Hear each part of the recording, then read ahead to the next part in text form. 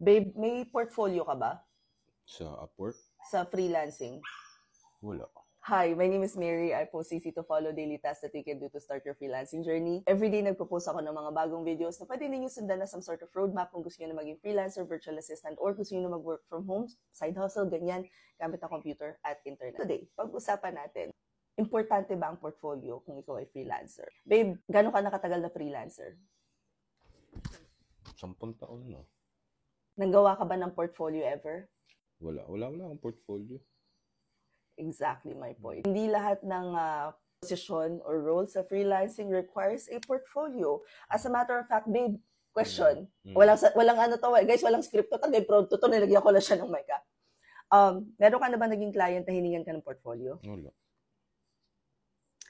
Ano usually hinihingi sa'yo? Voice recording.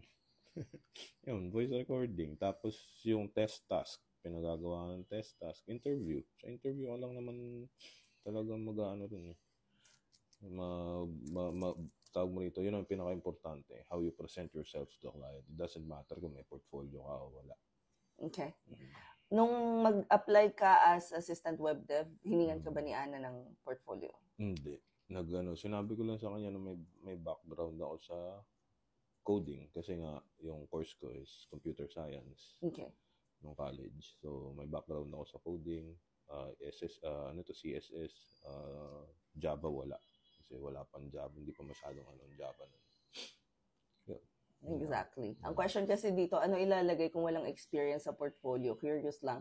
If wala pa kayong experience, is never pang nag-work, wag nyo munang i-push na may portfolio kayo. Sa totoo lang, dito na lang yan nauso. Siguro mga 2-3 years ago, nung nagsimula ako mag-TikTok, nakita ko na, bakit may pa-portfolio si Mayor?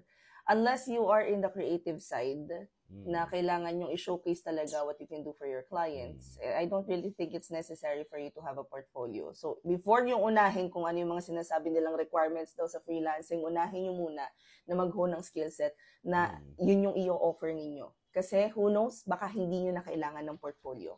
Anyway, comment any questions you guys have about working from home. Follow for more work from home. Kaya maniniwala doon sa nagpapapahid para igawa kayo ng portfolio. Utang nyo na. Oh my God! Gago yun.